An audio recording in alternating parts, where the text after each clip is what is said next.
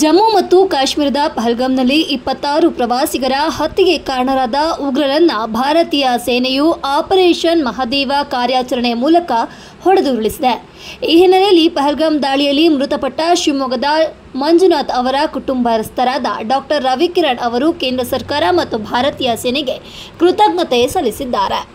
ಇಂದು ನಗರದಲ್ಲಿ ಸುದ್ದಿಗಾರರೊಂದಿಗೆ ಮಾತನಾಡಿದ ಅವರು, ಪಹಲ್ಗಾಮ್ ದಾಳಿಯ ರೂವಾರಿಗಳನ್ನು ಹತ್ಯೆ ಮಾಡಲಾಗಿದೆ ಎಂದು ತಿಳಿಸಿದರು. ಇನ್ನು ಉಗ್ರರ ವಿರುದ್ಧ ಮತ್ತೊಮ್ಮೆ ಭಾರತೀಯ ಸೇನೆ ಮತ್ತು ಕೇಂದ್ರ ಸರ್ಕಾರ ಪ್ರತೀಕಾರ ತೀರಿಸಿಕೊಂಡಿದೆ. 26 ಮೃತ ನಾಗರಿಕರ ಪರವಾಗಿ ಕೇಂದ್ರ ಸರ್ಕಾರ ಮತ್ತು ಭಾರತೀಯ ಸೇನೆಗೆ ಅಭಿನಂದನೆ ಸಲ್ಲಿಸುತ್ತೇನೆ ಅಂತ ಹೇಳಿದರು. ಇನ್ನು ಕಳೆದ 2 ತಿಂಗಳಿಂದ ಕಾಡುತ್ತಿದ್ದ ಅನಿಶ್ಚಿತತೆ ಮತ್ತು ಆತಂಕ ಈಗ ಕೊನೆಗೊಂಡಿದೆ. ನಾಗರಿಕನ ಕೊಂದು ಉಗ್ರರು ಆರಾಮಾಗಿ ಓಡ್ತಾ ಇದ್ದಾರೆ ಎಂಬ ಭಾವನೆ ನಮ್ಮಲ್ಲಿತ್ತು. ಈ ಹತ್ಯೆ ಮೂಲಕ ಆ ಭಾವನೆ ಕೊನೆಯಾಯಿತು. ಪ್ರಧಾನಿ ನರೇಂದ್ರ ಮೋದಿಯವರು ಈ ಕಾರ್ಯಾಚರಣೆಗೆ ಆಪರೇಷನ್ ಮಹದೇವ ಎಂಬ ಉತ್ತಮ ಹೆಸರನ್ನು ನೀಡಿದ್ದಾರೆ. ಹೆಸರಿಗೆ ತಕ್ಕಂತೆ ಉಗ್ರರಿಗೆ ಶಿಕ್ಷಣ ನೀಡಿದ್ದಾರೆ. ಕೇಂದ್ರ ಸರ್ಕಾರ ಮತ್ತು ಸೇನೆಯ ಈ ಕೆಲಸವನ್ನ ನಮ್ಮ ಮನಸ್ಸಿಗೆ ಖುಷಿ ತಂದಿದೆ ಎಂದು ಹೇಳಿದರು.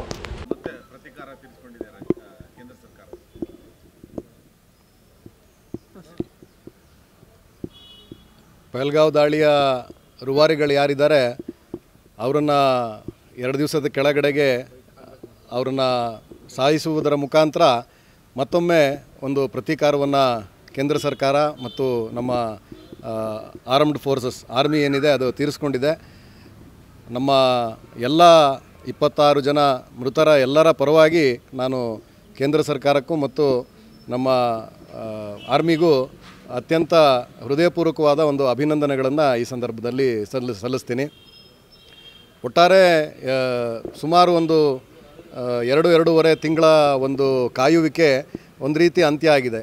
ನಮಗೂ ಎಲ್ಲರಿಗೂ ಎಲ್ಲೋ ಒಂದು ಕಡೆಗೆ ನಮ್ಮ ಆತ್ಮೀಯರನ್ನು ಕೊಂದಂತಹ ವ್ಯಕ್ತಿ ಇನ್ನೂ ಆರಾಮಾಗಿ ಓಡಾಡ್ಕೊಂಡಿದ್ದಾನಲ್ಲ ಅನ್ನೋವಂಥದ್ದು ಒಂದು ಇದಕ್ಕೇನು ಪ್ಲ್ಯಾನಿಂಗ್ ಮಾಡಿದ್ದಾರೆ ಅಂಥವನು ಎಲ್ಲೋ ಒಂದು ಕಡೆಗೆ ಆರಾಮಾಗಿ ತಪ್ಪಿಸ್ಕೊಂಡು ಬಿಟ್ರೇನೋ ಅನ್ನೋವಂಥ ಒಂದು ಭಾವನೆ ಬಂದಿತ್ತು.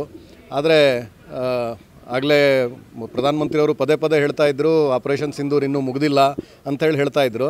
ಅಷ್ಟರ ಮಧ್ಯದಲ್ಲಿ ಆಪರೇಷನ್ ಮಹಾದೇವ್ ಅನ್ನೋವಂಥ ಒಂದು ಹೆಸರು ಕೇಳ್ಪಟ್ವಿ. ಭಾಳ ಒಂಥರ ರೋಚಕವಾಗಿರೋವಂಥ ಹೆಸರನ್ನು ಕೂಡ ಕೊಟ್ಟಿದ್ದಾರೆ ಆಪರೇಷನ್ ಮಹಾದೇವ್.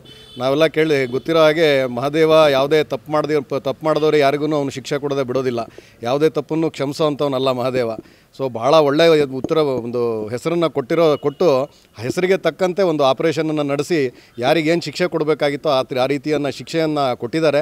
ಸೊ ಇದಕ್ಕೆ ನಾನು ಮತ್ತೊಮ್ಮೆ ಕೇಂದ್ರ ಸರ್ಕಾರ ಮತ್ತು ಆರ್ಮಿ ಎರಡಕ್ಕೂ ನಾನು ನಮ್ಮ ರಕ್ಷಣಾ ಸಚಿವರು ಎಲ್ಲರಿಗೂ ಕೂಡ ಇದಕ್ಕೆ ಮತ್ತೊಮ್ಮೆ ಅಭಿನಂದನೆಗಳನ್ನು ಸಲ್ಲಿಸ್ತೀವಿ. ಮನಸ್ಸಿಗೆ ಒಂದು ರೀತಿ ಸಮಾಧಾನ ತಂದಿದೆ ಈ ಒಂದು ಕೆಲಸ ಅಂತಲೇ ಹೇಳ್ಬೋದು ಅಂತ ಅನಿಸುತ್ತೆ ಸರ್.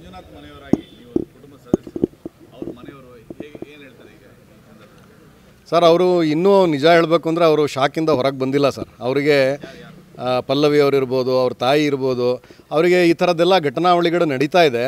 ಆ ಘಟನಾವಳಿಗಳು ನಡೀತಾ ಇರೋದು ನಿಜವಾಗ್ಲೂ ಅವರಿಗೆ ಒಂಥರ ಸಮಾಧಾನ ಇದೆ ಅವ್ರ ಮನಸ್ಸಿಗೆ. ಹೌದು, ನಮ್ಮ ಮಗನನ್ನು ಕೊಂದಂಥವನು ಅಥವಾ ನನ್ನ ಗಂಡನನ್ನು ಕೊಂದಂಥವನು ಇವತ್ತು ಸತ್ತಿದ್ದಾನೆ ಅನ್ನೋವಂಥದ್ದು. ಯಾಕಂದರೆ ಮೊನ್ನೆನೂ ಪ್ರಶಾಂತ್ ಭೂಷಣ್ ಅವರ ವೈಫು ಹೇಳಿದ್ದು ತಾವೆಲ್ಲ ಕೇಳಿಸ್ಕೊಂಡಿರ್ಬೋದು ಸರ್. ನಂಗೆ ಅವ್ನ ಮುಖ ಇನ್ನೂ ನನ್ನ ಮನಸ್ಸಿನಿಂದ ಮರೆಮಾಚ್ತಾ ಇಲ್ಲ, ಅವ್ನ ಮುಖ ಈಗಲೂ ನನ್ನ ಕಣ್ಣೆದರಿಗೆ ಬಂದು ನಿಂತ್ಕೊಳ್ತಾ ಇದೆ ಅಂತ ಹೇಳ್ತಾ ಇದ್ರು. ಬರೀ ಒಂದು 30 ಸೆಕೆಂಡ್ 40 ಸೆಕೆಂಡ್ ಅವ್ರ ಮುಖ ನೋಡಿರೋವಂಥದ್ದು ಇಷ್ಟು ಬೀಭತ್ಸವಾಗಿ ಅವ್ರನ್ನ ಕಾಡ್ತಾ ಇದೆ ಅಂದರೆ ಪಾಪ ಅವ್ರ ಮಗನಿಗೂ ಅಷ್ಟೇ, ಪಲ್ಲವಿ ಮತ್ತು ಮಂಜುನಾಥ್ ಅವ್ರ ಮಗನಿಗೂ ಅಷ್ಟೇ ಆ ಒಂದು ಘಟನೆ ಅವರಿಗೆ ಮರೆಯೋದಕ್ಕೆ ಸಾಧ್ಯ ಇಲ್ಲ. ಅವನಿಗೇ ರಕ್ತ ಕುದ್ದಿತ್ತು, ನಾನೇ ಏನಾರು ಮಾಡಬೇಕು ಅಂಥೇಳಿ ಅವನಿಗೆ ಅನಿಸಿತ್ತು ಆ ಕ್ಷಣದಲ್ಲಿ. ಆದರೆ ಅವನೇ ಹೇಳ್ದಾಗೆ ತಾಯಿ ಪಾಪ ಅವಳು ಒಬ್ಬಳೇ ಆಗ್ತಾಳೆ ಈ ಥರದ್ದೇನೋ ಒಂದು ಭಯದಲ್ಲಿ ಅವನು ಸುಮ್ಮನಾದ ಅಷ್ಟೇ. ಬಿಟ್ಟರೆ ಅವನಿಗೆ ಅನಿಸಿತ್ತು ಇವತ್ತು ಏನು ಅವ್ರನ್ನೆಲ್ಲ ಕೊಂದಿದ್ದಾರೆ ಅನ್ನೋವಂಥ ಒಂದು ವಿಚಾರ ಅವರಿಗೆ ಗೊತ್ತಾದ ಮೇಲೆ ನಿಜವಾಗ್ಲೂ ಅವ್ರ ಮನಸ್ಸಿಗೆಲ್ಲ ಸಮಾಧಾನ ಆಗಿದೆ.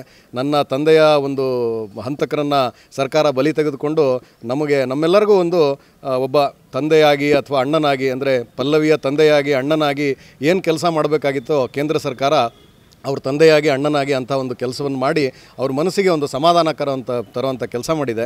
ಅದಕ್ಕಾಗಿ ಅವರ ಫ್ಯಾಮಿಲಿಯವರೆಲ್ಲ ನಿಜವಾಗ್ಲೂ ಆ ವಿಚಾರದೊಳಗೆ ಸರ್ಕಾರದ ಬಗ್ಗೆ ಒಂದು ಅಭಿನಂದನೆಗಳ